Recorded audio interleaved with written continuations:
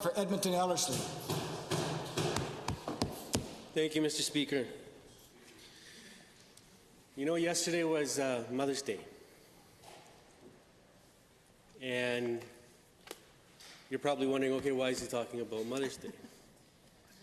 Well, my mother, when we first came to Canada, my mother used to work really hard.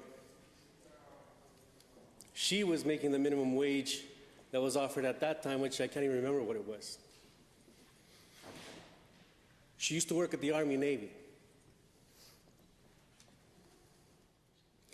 My mother was the kind of mother that she'd go without to make sure that her children would have plenty to eat. And I'm sure that there's lots of Albertans out there right now that would probably do the same thing for their children.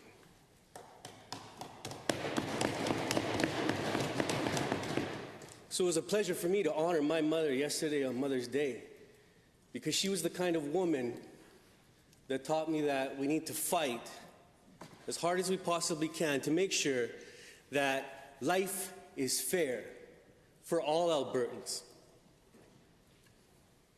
Now, I respect the intention of this motion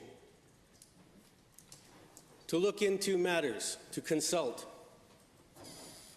But I would ask all the members in this House to go and consult with those mothers or those parents that are out there right now making minimum wage, trying to meet the budget.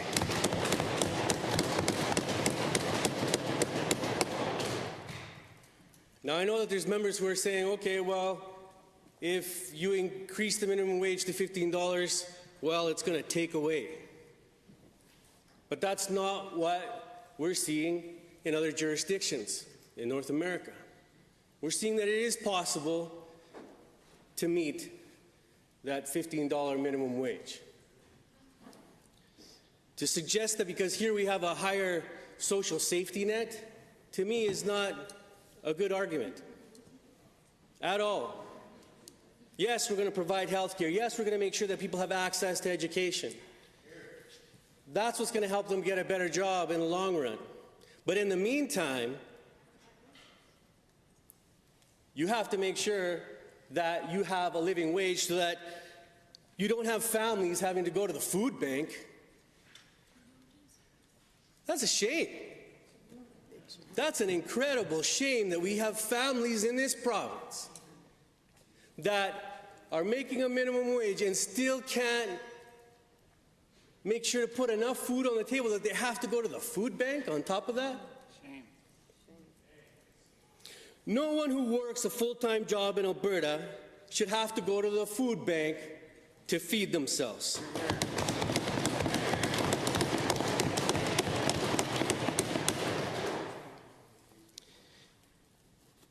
And you know,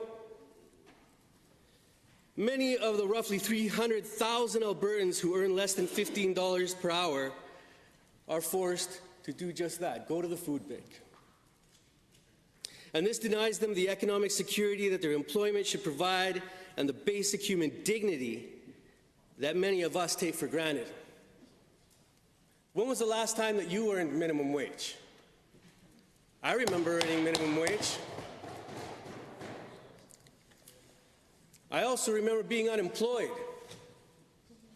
and having to do everything I could possibly do in order to put food on the table for my family. Luckily, I'm in a privileged position right now. And we, as privileged Albertans who sit in this House, cannot forget those Albertans who are struggling to make ends meet at the end of the month.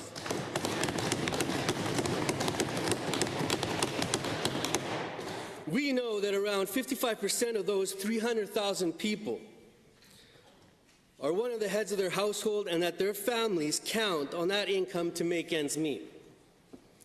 We know that over 60% of those 300,000 people are women, like my mother.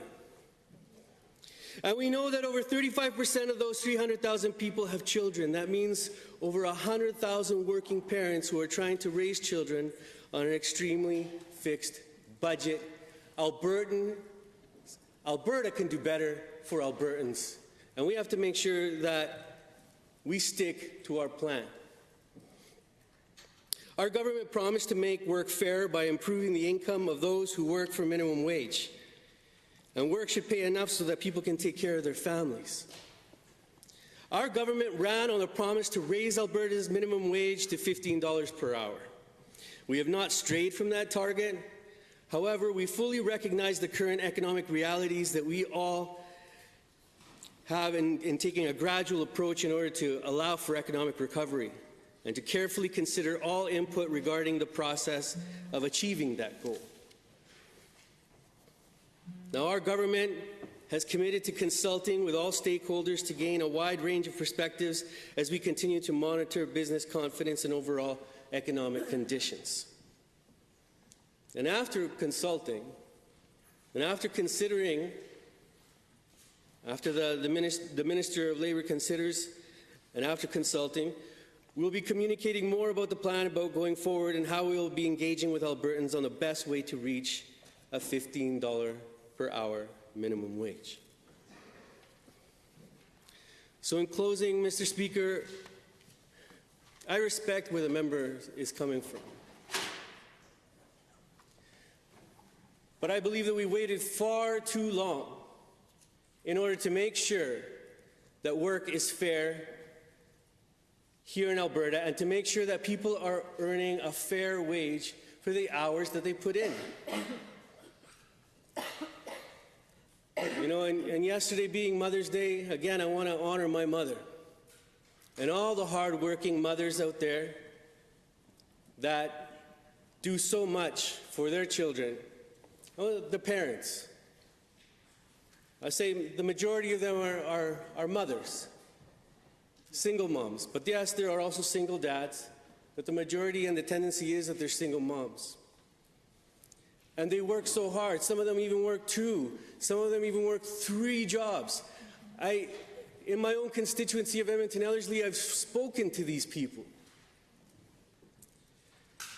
You know, and you wonder why I'm so passionate about that, because I've actually looked in their eyes. And when they say to me, yeah, I don't earn enough, then something has to be done about that.